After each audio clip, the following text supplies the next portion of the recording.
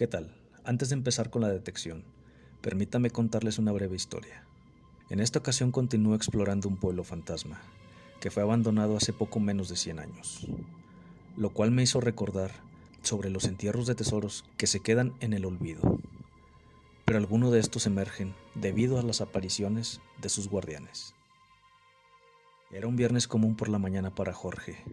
Como era habitual en él, aprovechaba los primeros rayos del sol para atender el ganado de la familia. Otra de sus actividades era arrear a las chivas.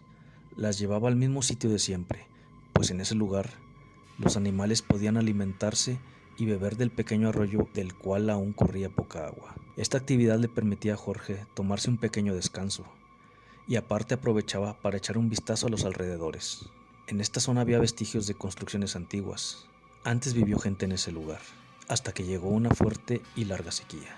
Le gustaba caminar por este lugar con la mirada fija hacia el suelo, pues en ocasiones anteriores había encontrado objetos de metales antiguos.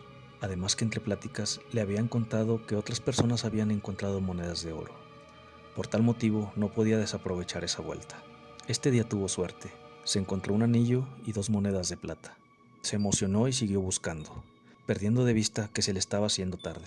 Ya estaba atardeciendo cuando decidió retirarse. Estaba un poco lejos del rebaño, pues había caminado mucho de la emoción por lo encontrado. Cuando se dirigía hacia donde dejó su caballo, pasó por una zona donde había pinabetes y unas ruinas de adobe.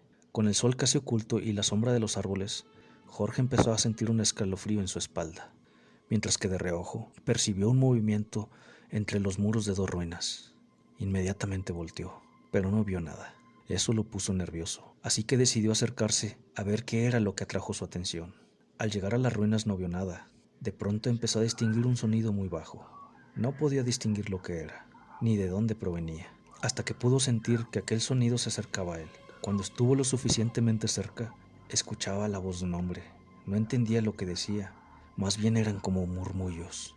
De repente los murmullos se alejaron, y acto seguido, Jorge decidió irse, pues ya estaba demasiado nervioso y empezaba a asustarse. Cuando le da la vuelta a las ruinas para seguir con su camino, una voz le dice al oído: "Llévatelo". Jorge corre espantado. Llega donde estaba su caballo y sube a él rápidamente. Desafortunadamente para este joven no era tan fácil lidiar con lo que había pasado, porque su instinto le decía que se fuera, pero sabía que tenía que regresar con el ganado a casa. Así que aguantándose las ganas de correr, arrea al rebaño como puede y los guía a casa. Para regresar a casa, tenía 2 opciones. La primera era la misma de siempre, tenía que pasar por esos pinabetes. La segunda opción era sacarle la vuelta, y obviamente optó por esa. Ya camino a casa, pasa distante de este lugar donde lo asustaron, pero algo le intrigaba. Tenía que voltear a ver. De repente, algo llama su atención, y con una mirada temerosa, voltea hacia el muro de adobe. Vio una pequeña llamarada de fuego, pero no era normal. Era de un color rojizo, muy raro. Decide no mirar más, pues se encontraba horrorizado y solo quería llegar a casa. El camino se le hizo eterno, y presa de su estado, se ponía nervioso cada vez que el viento resoplaba, pues recordaba los susurros que lo asustaron. Por fin llegó a casa y guardó los animales. En eso ve a sus papás. Están cerca de la mora que estaba en el patio. Estaban alrededor de una pequeña fogata. Jorge llega y se sienta con ellos, pero sin decir nada. Su padre lo conocía, y en su cara veía que algo no estaba bien. Le pregunta: "¿Qué tienes, hijo? ¿Qué pasa?". Jorge voltea a verlo, y con una cara inquietante le dice: "Me asustaron". Cuando el joven le cuenta lo sucedido a su padre, este lo detiene y le dice que conoce la historia.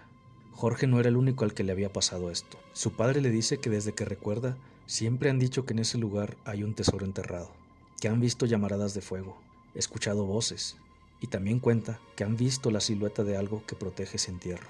Nadie se ha atrevido a sacarlo, porque dicen que ese tesoro está maldito, que aquel que lo saque no vivirá para disfrutarlo.